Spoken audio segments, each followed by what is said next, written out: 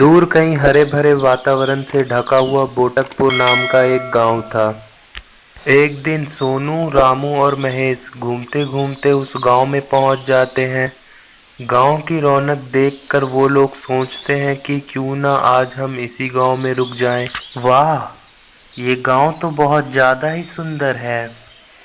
हाँ सोनू, कितना हरा भरा गांव है। मन करता है कि यहीं रहें।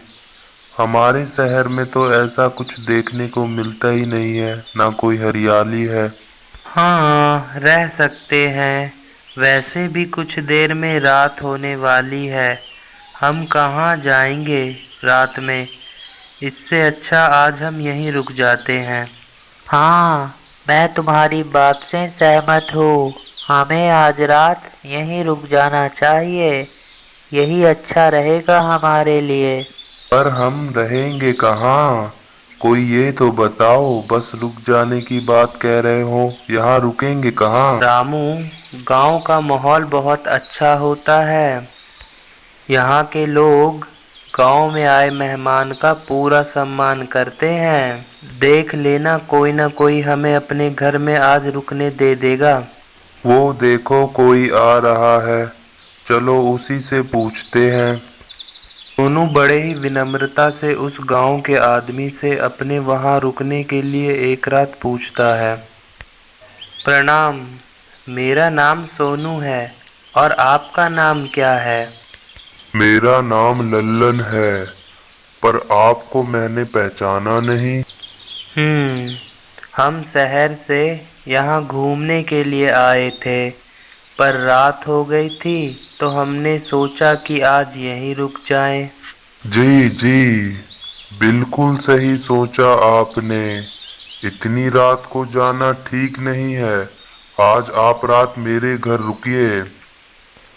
बहुत बहुत धन्यवाद आपका लल्लन जी।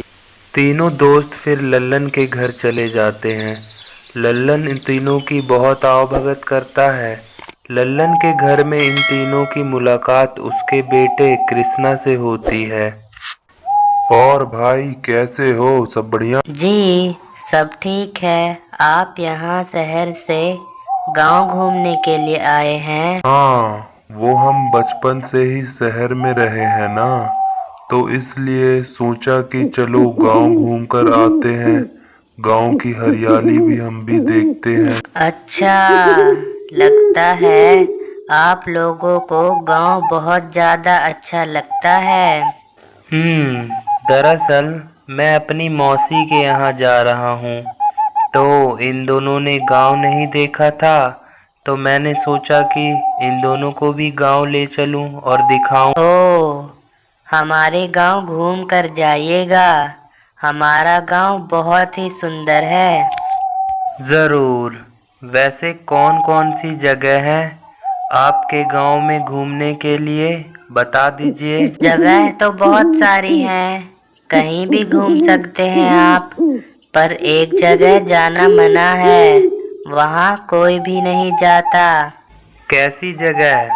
वो पुराना टूटा हुआ मंदिर। अब ये मंदिर में जाना क्यों मना है? उस मंदिर में अब पूजा नहीं होती। वहाँ एक रहस्यमय किताब है। सुना है उसकी रक्षा एक बहुत खतरनाक चुड़ैल करती है, और वो चुड़ैल वहाँ पे जाने वाले आदमी को मार देती है और अपनी शक्तियाँ भी बढ़ाती है। बहुत खतरनाक चुड़ैल है। कैसी किताब है वो जिसकी रक्षा चुड़ैल करती? सबके मन की इच्छा पूरी करने वाली किताब। उससे जो चाहो, जो मांगो, सब पूरा हो जाता है। बहुत अच्छी किताब है, लाल किताब है वो। क्या यार, तुम भी। चुड़ैल तो बस किताबों में होती है, असल जिंदगी में नहीं होती। हाँ, हम जाकर को चुपके से ले आते हैं। किसी को पता नहीं चलेगा, चुड़ैल वुड़ैल नहीं होती। नहीं, कैसी बात कर रहे हो तुम दोनों। वो किताब इस गांव की धरोहर है। उसे चुराना बहुत ही गलत बात होगी। और वैसे भी सुना नहीं उस किताब की रक्षा एक चुड़ैल करती है। पर यार हम चुड़ैल पर यकीन नहीं करते। अब हो ना हो पर मान्यता तो यही है। अब बहुत हुई बातचीत, बहुत रात हो गई, चलो अब सो जाते हैं, कल सुबह हमें निकलना भी है। सोनू और कृष्णा सो जाते हैं, पर रामू और महेश के मन में किताब के प्रति लालच आ जाती है और उन्हें नींद नहीं आती है। दोनों जब देखते हैं कि सब सो गए तो दोनों चुपके से घर से बाहर निकल जाते हैं और पुरानी मंदिर की ओर निकल पड़ते हैं। हा हा हा हा, अब वो किताब हमारे हाथों में होगी, हम अपनी सारी इच्छाएं पूरी करेंगे। हा हा हा हा हा हा। रामू और महेश की आंखों में लालच की पट्टी बंधी होती है, वो मंदिर तक पहुंच ही जाते हैं। ये कितना बड़ा मंदिर है। अंदर तो जालों और चमगादड़ों के अलावा कुछ दिखाई नहीं दे रहा।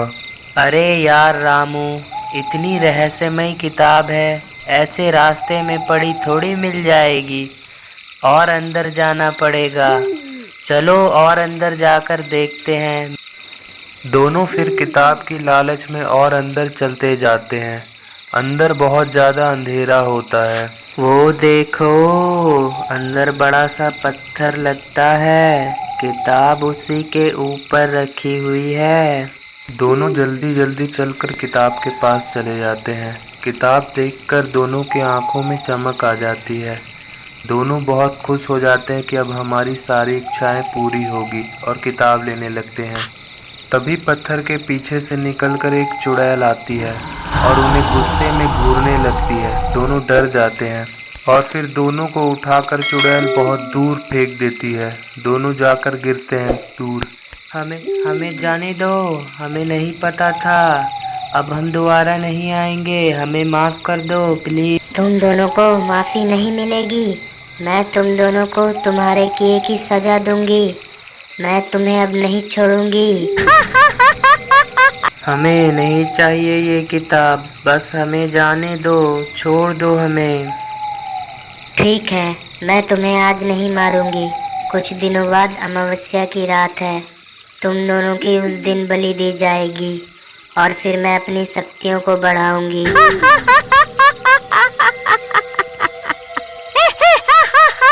इधर पूरे गांव में हल्ला हो जाता है। सोनू पूरे गांव वालों को इकट्ठा कर लेता है और अपने दोस्तों के बारे में पूछने लगता है। सुनो, सब सुनो, कल रात से मेरे दोस्तों का पता नहीं है, पता नहीं कहाँ चले गए हैं। कृपया मेरी मदद करो, मैं आप सबसे विनती करता हूँ, प्लीज़ मेरी मदद करो, मेरे दोस्तों को ढूंढ दो प्लीज़। बेटा, पहले ये तो बताओ कि तुम लोग हो कौन, कहाँ से आए हो, और इतनी रात को तुम्हारे दोस्त कहाँ जा सकते हैं।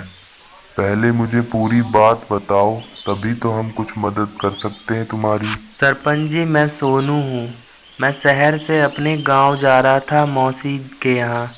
तभी मैंने सोचा कि मेरे दोस्तों ने भी गांव नहीं देखा है, वो भी जिद करते रहते हैं, तो मैं उनको लेकर भी गांव जा रहा था। और कल हमें यहाँ से जाते जाते देर हो गई थी, तो हमने सोचा आज यहीं रुक जाते हैं। तो हम यहीं लल्लन जी के यहाँ रुक गए, और फिर रात में पता नहीं दोस्त मेरे कहाँ गायब हो गए। मैंने देखा है आपके दोनों दोस्तों को, कल रात को चोरी छुपे दोनों पुरानी मंदिर की ओर जा रहे थे।